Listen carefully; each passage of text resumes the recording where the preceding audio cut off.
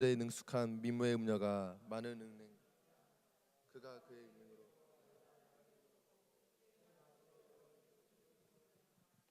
이는 마술에 능숙한 미모의 음녀가 많은 음행을 함이라. 그가 그의 음행으로 여러 나라를 미혹하고 그의 마술로 여러 족속을 미혹하느니라. 이는 마술에 능숙한 미모의 음녀가 많은 음행을 함이라. 그가 그의 음행으로 여러 나라를 미혹하고 그의 마술로 여러 족속을 미혹하느니라. 이는 마술에 능숙한 미모의 음녀가 많은 음행을 함이라.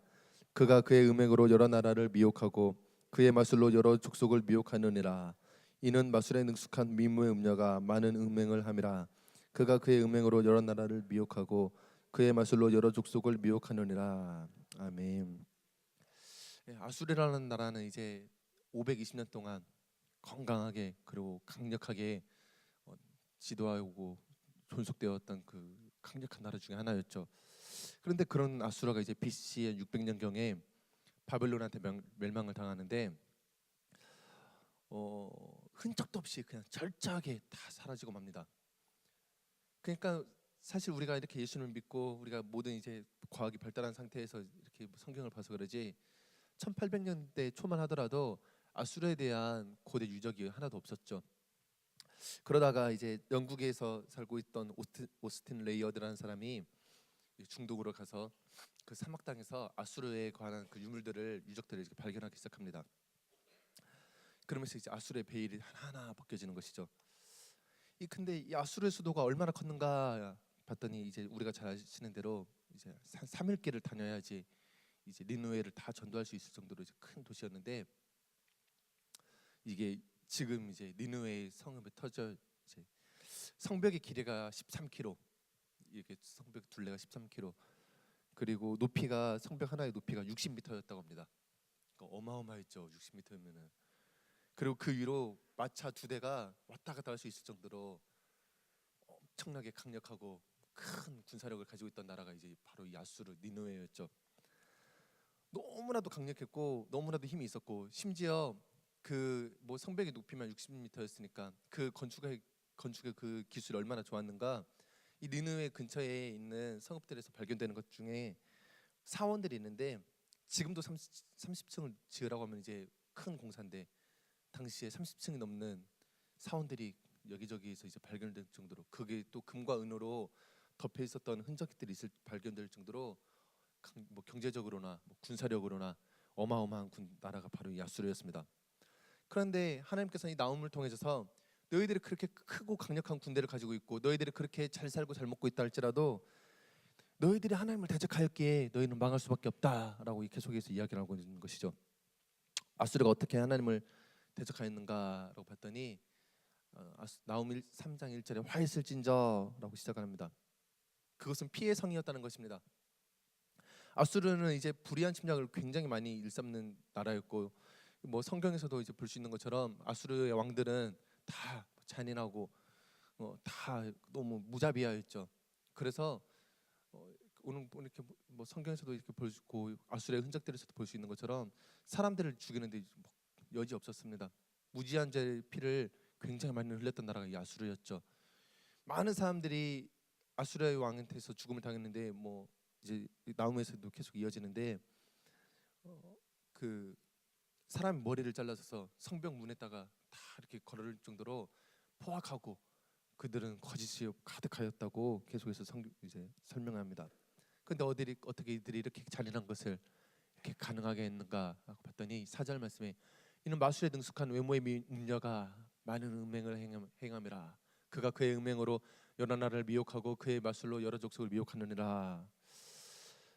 그 음녀가 마술로서 이들을 이렇게 미혹하였기 때문에 그들이 그 잔인한 것들을 다 가능하게 했고 그들이 하나님을 대적하여서 살아갈 수 있다는 것입니다. 음녀의 가장 큰 특징은 그럴싸하게 보인다라는 것이죠. 그 이제 뭐 우리 학생들은 이제 컴퓨터를 잘 안 해서 모르겠지만 엊그저께 이제 가수 박진영 씨가 가장 이슈가 이렇게 되고 있었죠. 한 10년 전에 박진영 씨가 그때 당시 이제 무릎팍도사라는 프로그램에 나와서 고민 상담하는 것을 들었습니다. 고민 상담의 내용은 뭐였냐면은 내가 돈을 정말 많이 벌어봤다. 너무 삶이 공허해서 돈 정말 많이 벌어봤는데 허무하다라는 것입니다. 그래서 이 허무함을 채우려고 내가 명예를 높여봤다. 근데 그래도 허무하다는 것이죠. 그래서 그 허무함을 계속해서 채우려고 내가 선행도 해봤다. 여기저기 기부도 많이 해봤다. 그런데도 끊임없이 자기 인생이 허무하다라는 것입니다. 그러면서 인생의 결론을 못 짓는 거예요. 거기서 말하기를 박신영 씨가 그렇게 얘기했던 것 같아요. 분명히 우주 만물을 창조하신 이가 있으실 거고 인간을 지으신 분이 있을 텐데 인간은 사용 설명서가 있지 않겠느냐라고 하더라고요. 왜 예수님을 옆에다 두고서는 하나님을 알지 못할까라고 생각이 들더라고요. 그런데 이제 엊그저께 박신영 씨가 뭐 구원파다 해가지고 디스패치에서 이렇게 발표를 하면서 박신영 씨가 무슨 내가 구원파냐? 내가 성경 공부 내가 내 돈 내고 성경 집회를 열어서 내가 사람들 모아가지고 내가 성경 공부를 시켰었는데 무슨 그게 구원파냐? 그러면서 이제 자기의 간증문을 이렇게 처음부터 끝까지 싹 써서 이제 트위터에다 올린 것을 보고 뭐 또 우리 중고등부 선생님들한테도 올리고 또 중고등부 학부모님들에게도 이렇게 돌렸습니다. 하여튼 그 간증문에 보면서도 이제 갑론을박이 많은데 뭐 그 보면은 내가 어떻게 예수님을 믿게 되었는가에 대해서 영적으로도 있고 뭐 잘못된 신학 교리로도 있고 또 이성적으로도 정확하게 이렇게 쫙 나열을 해놨더라고요. 한번 꼭 시간 되시면 한번 나중에 읽어보시길 바랍니다. 근데 그걸 보면서 드는 생각이 하나밖에 없었어요. 박진영 씨를 그 트위터를 팔로우하는 사람들이 그러니까 박진영이 글을 올리면은 그 글을 볼 수 있는 사람들이 100만 명이더라고요. 근 100만 명. 그러니까 박진영 씨의 그 간증문을 100만 명 정도는 봤다라는 것이죠. 그 내가 어떻게 예수님을 믿었는가, 내가 예수님을 어떻게 만났는가. 그러면서 드는 생각이 하나님, 이 간증문을 많은 사람들이 보게 될 텐데 이 간증문의 신학적 교리며 무엇이며 다 떠나서 박진영이 만났던 그 예수님에 대해서 이렇게 자세히 적어놓은 것처럼 이것을 통해서 많은 사람들이 예수님을 믿게 해주십시오. 많은 10대들이 예수님을 믿게 해주십시오라는 기도문가 나오게 되었습니다. 우리가 연예계를 위해서 반드시 기도를 해야겠더라고요. 그 제가 이제 대학교 때 선생님이 교수님이 이제 영화 감독이신 교수님이 있었는데 그 교수님 말씀이 그래요. 잘생긴 남자가 와서 꼬시는데 안 넘어가는 여자가 어디 있겠냐는 것이죠. 이쁜 여자가 있는데 내가 잘생긴 걸 나도 아는데 안 꼬시러 가는 남자가 어디 있겠냐는 것이죠. 그 얘기를 들어보니까 이해가 가더라고요. 원빈이 나 좋다고 와서 꼬신다면은 뭐 우리 뭐 10대들은 강다니엘 좋아하니까 강다니엘 나 좋다고 와서 꼬신다면은 그 누가 봐도 다 넘어가죠. 그가 나는 됐어요. 당신 같은 사람 싫어요 할 사람이 몇 명이나 되겠어요. 우리 형제들도 뭐 내가 뭐 장동건처럼 생겼다, 내가 뭐 조인성처럼 생겼다 하면 저기 마음에 드는 이렇게 보니까 이쁜 아가씨가 있는데 이쁜 자매가 있는데 당연히 이제 꼬시러 가는 거죠. 그러다 보니까 연예계가 너무 혼탁하고 너무 더럽더라고 이야기를 하는 겁니다. 그 10대 근데 그 연예인들이 10대에 그리고 우리나라 사회에 미치고 있는 영향력이 너무나도 강력하다는 거예요. 그러면서 박진영 씨 사태를 보면서 이번 일을 통해서 얼마나 그 대단합니까? 그 뭐 우리나라 3대 엔터테인먼트계 사장이고 또 그 사람을 영향력을 받은 사람들이 또 한국 TV에 많이 나와가지고 뭐 한국뿐만 아니라 전 세계를 다니면서 공연하고 다니는데 그 사람들이 예수 그리스도의 복음을 가지고 영향력을 행사한다면은 얼마나 좋을까라는 생각을 하게 됐습니다. 하여튼 연예인이 그런 것처럼 음료 또한 보기에는 그럴싸해 보이고 보기에는 화려하나 음료 또한 그 안에는 다 썩어져 버렸고 그 안에는 다 시커멓게 사망의 냄새가 난다는 것입니다. 그런데 이 음료들이 미혹을 하니까 다 넘어가는 것이죠. 이 음료들이 마술로서 다 사람들을 혹하게 하는 거 보니까 사람들이 다 넘어가는 거예요. 마술과 음료의 공통점은 그럴싸하다는 것입니다. 저도 마술을 보면서 신기하다. 어떻게 저럴 수가 있어. 어떻게 사람 몸에 이렇게 두 개로 나눠졌다가 그 붙여줘. 어떻게 사람들이 칼로 이렇게 막 찔리는데도 그 뭐 상자 안에서도 뭐 피하나 막 이렇게 막 하고 있나? 이거 뭐 별 생각을 다 하게 되는 거죠. 저거 어떻게 이거 안 되는 거예요. 이성적으로는 어떻게 하늘을 날아다니고 어떻게 그 벽을 다 뚫고 다니고. 그런데 다 공통점은 아무리 화려하고 아무리 멋있어 보여도 속임수라는 것입니다. 그런데 세상이 그렇다는 것이 세상이 그럴싸하게 보이는 것들로 가득 차 있는데 뭐 돈이 많으면은 다 행복해 보이죠. 그리고 내가 좋은 차를 타고 다니고 좋은 집에 살면은 다 행복해 보입니다. 그 처갓집에 가면은 이제 윤진 사모 이제 할아버지 할머니가 아직 살아계세요. 한 연세가 80이 좀 넘으셨는데 아직도 그렇게들 싸우세요. 두 분이 서로 서 있는 것만 가지고도 싸우세요. 싸우세요. 아니 왜 거기 서 있어? 하면서 그럼 내가 여기 서 있지 하면서 이렇게 피하시고 그 정광희 목사님께 정광희 목사님이 이제 그 아시니까 정광희 목사님이 안부를 물어보시더라고요. 그래서 그 할머니 할아버지는 잘 지내시지? 그래서 네 아직도 그렇게 투닥거리면서 잘 지내세요. 그랬더니 원래 싸우면서 크는 거야 그러시더라고요. 하여튼 그 할 때 막 이렇게 자주 싸우시는데 제가 예전에 한번 이제 할아버지 방에 들어가서 이렇게 앉아 있다가 할 게 없어서 이렇게 성경책 이렇게 뒤적뒤적 그랬어요. 그때 이제 잠언학과다 하고 있었을 때였는데 잠언학과다를 한참 이렇게 보려고 이렇게 성경 잠언을 이렇게 펼쳐 뒤적뒤적 하는데 잠언에서 유독 밑줄을 이렇게 형광펜으로 칠하고 볼펜으로 칠했던 구절이 있더라고요. 잠언 25장이었는데요. 25장 24절 다투는 여인과 함께 큰 집에서 사는 것보다 움막에서 혼자 사는 것이 나으니라. 이 말씀을 그냥 성경에서 착 이렇게 쳐놓으시더라고요. 아직도 안 까먹지 않습니다. 그래서 어찌됐든 이 말씀 아직도 까먹지 않습니다. 집이 크다고 행복하지 않다는 것이죠. 이거를 우리도 너무 삶에서 알고 있고 성경에서도 이걸 정확하게 뭐 돌려서 말하는 것도 아니고 정확하게 직설적으로 다투는 여인과 함께 큰 집에서 사는 것보다 움막에서 혼자 사는 것이 낫다고 정확하게 이야기를 하고 있죠. 하지만 아직도 음녀는 그렇게 생각하지 못하게 해요. 우리를 계속해서 속입니다. 마술로 우리를 미혹합니다. 아니야 그러지 않아. 좋은 집에서 사는 것이 너희들이 행복한 거야. 너희들 돈을 열심히 벌어서 좋은 집으로 가야 돼. 큰 평수, 큰 좋은 차 이것들이 너에게 행복을 가져다 줄 것이야 라고 계속 속이는 것이죠. 음료는 마술을 부르는데 이 정말로 그 칼로 찌르고 진짜로 뭐 몸을 이렇게 막 둘로 이렇게 딱 나눴다가 이렇게 다시 붙이고 뭐 사람이 이렇게 진짜로 실제로 이렇게 막 하늘 날아다니고 진짜로 이렇게 막 벽을 뚫고 다니고 하면은 우리는 그걸 가지고 마술이라고 부르지 않습니다. 그걸 가지고 우리는 기적이라고 부르죠. 시편 107편 8편에 하나님께서 말씀하십니다. 여호와의 인자심과 인생에게 행하신 기적으로 말미암아 그를 찬송할지로다. 인생에게 기적을 베푸시는 분은 오직 여호와 한 분이신 것을 믿으시길 바랍니다. 하나님 우리들에게 기적을 베푸십니다.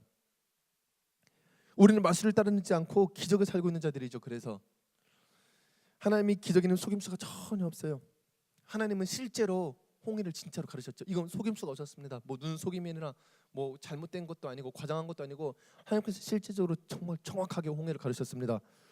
하나님께서 실제로 불을 내려서 엘리야의 기도 응답을 하셨고 하나님은 실제로 물리를 걸으셨습니다. 예수님께서는 실제로 그 오병이어 기적을 베푸셔서 많은 사람들을 먹이셨죠. 그리고 예수님께서는 실제로 정말로 과학적으로나 육체적으로나 정말로 딱 죽었다가 3일 만에 다시 살아나셔서 하늘 보좌의 우편에 앉아 계신 것이 실제이고 그것이 바로 기적이라는 것입니다. 여기에는 조금의 속임수도 없고 우리들의 눈에 보이는 것과 눈에 보이지 않는 것이 정확하게 일치하며 여기는 일말의 과정도 없고 조금의 거짓도 없다는 것입니다. 마태복음 12장에 보면은 서기관과 바리새인이 예수님 앞에 나와서서 표적을 보여주기를 요청하죠. 우리가 뭐 알고 봐서 서기관과 바리새인을 욕하는 것이지 뭐 저라고 해서 제가 그 자리에 있다고 해서 뭐 별반 다를 거 있을까 싶어요. 만약에 지금 예수님이 내 눈앞에 있다고 해도 사실 예수님한테 표적 하나 구하지 않겠습니까? 우리가 하나님 우리들에게 기적을 하나 보여주십시오라고 구하지 않겠습니까? 저도 한번 진짜 베드로처럼 물에 한번 걸어보고 싶어요. 예수님 베드로 무리를 걷게 해주셨잖아요. 저도 한 번만 걸어보게 해주세요. 그게 안 되면 예수님 한번 보여주세요. 예수님 진짜 무리를 걸었나 보게. 이게 진짜 우리들의 심정이죠. 뭐 안 해주면은 괜히 예수님한테 섭섭하고 뭐 이거 한번 보여달라고 했더니 괜히 혼나면은 이거 뭐 나만 미워하는 거 아닌가 하고서는 삐지기도 하고. 근데 마태복음 12장 39절에서 예수님께서 뭐라고 말씀하시냐면은 그때 서기관과 바리새인 중 몇 사람이 말하되 선생님이여 우리에게 표적 보여주시기를 원하나이다 하니까 예수께서 대답하여 이르시되 악하고 음란한 세대가 표적을 구하나 선지자 요나의 표적밖에는 보일 표적이 없느니라. 악하고 음란한 세대가 표적을 구한다.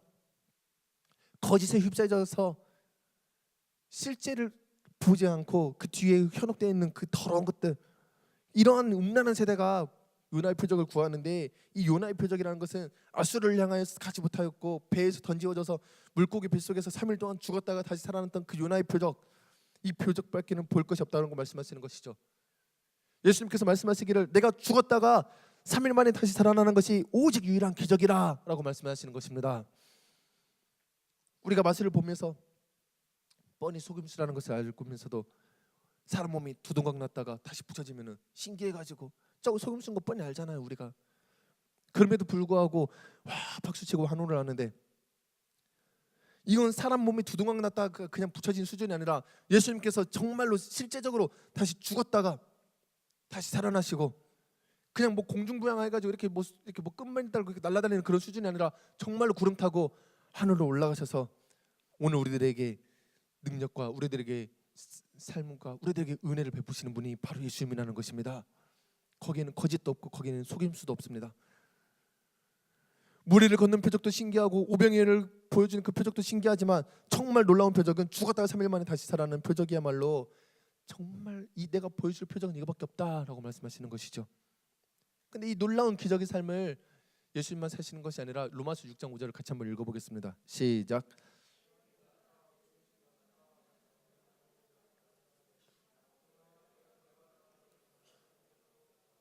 아멘. 우리가 예수님과 함께 연합한 자가 되어서 예수님과 함께 죽고 예수님과 함께 사는 것이 우리들의 그 임무, 우리들의 삶의 정체성이라는 것입니다. 이 사실을 믿는다면은 우리는 지금 기적을 살고 있습니다. 우리는 마술을 살고 있는 것이 아니죠. 우리들의 삶은 기적입니다. 항상 집에서 잠잘 때마다 하루도 빠짐없이 생각하는 것이 있어요. 내가 얼마나 오늘도 기적을 살았는가라고 묵상을 합니다. 이게 하도 궁금해서 조사를 해봤어요. 그 통계청의 자료에 들어가서 조사를 해보니까 광주에서 이렇게 제가 계산을 해보니까 광주에서 하루에 죽어가는 사람의 숫자가 한 20명 정도 되더라고요. 그럼 생각을 하는 거죠. 오늘도 광주에 여기저기서 20명 정도는 죽었을 텐데 나는 살았구나. 근데 이게 오늘만 산 게 아니라 어제도 그 일을 내가 피하게 됐고 그저께도 내가 그 일을 피하게 됐고 엊그저께도 이 일들 다 피하면서 한 달이면 600명이 죽고 1년이면 7,000명이 죽는데 나도 피했고 우리 가족도 피했고 뭐 이거 잘 피해왔구나. 정말 이거 기적이 아니고서는 가능할 수 없구나라는 생각이 많이 들죠. 내가 뭐라고 나 같은 죄인이 이거 가능한 것인가? 병원에 입원하는 사람의 숫자는 더 많을 텐데 오늘도 정말 내가 무사하게 건강하게 잘 누울 수 있구나라는 것에 이게 그냥 감사한 것이 아니라 기적과 같은 일이라고밖에 안 믿겨집니다. 내가 뭐라고 나 같은 더러운 죄인이 거짓과 마술로 현혹되어 있는 그 거짓된 행복이 아니라 뭐 돈으로서 포장되어 있는 명예로서 포장되어 있는 그 허무해져 버린 사라져버린 연기 같은 행복이 아니라 실제적이고 분명한 평안을 내가 누리면서 살아가는 것인가? 이 기적이라는 것이죠. 그런데 이보다도 더 놀라운 기적이 내가 그 20명 가운데 포함돼서 내가 오늘 죽는다 할지라도 나는 주님과 함께 다시 살아난다는 것입니다. 내가 병상에 누웠다 할지라도 내가 가지고 있는 이 평안을 빼앗아갈 자가 전혀 없다는 것입니다. 이것이 정말 놀라운 기적이죠. 이것은 마술쇼가 아닙니다. 이것은 기적입니다. 우리는 이렇게 말도 안 되는 기적들을 날마다 살고 있습니다. 세상이 음녀의 말술에 미혹되어서 무질서 속에서 무엇이 행복인지도 모른 채 몽황한 중에서 살아가는 그 중에 하나님께서 우리로 하여금 진리를 알게 하셨고 참된 행복을 알게 하셨고 참된 평안을 알게 하셨습니다. 그리고 우리로 하여금 마술이 아니라 기적과 같은 삶을 살게 하시는 것이죠. 우리가 믿어야 할 것은 세상의 마술이 아니라 하나님의 기적입니다. 오늘도 우리들에게 행하시는 그 기적을 누리는 귀하고 복된 삶을 사는 우리 한국교회 성도님들 되기를 간절히 소망합니다. 기도하겠습니다. 하나님 아버지여,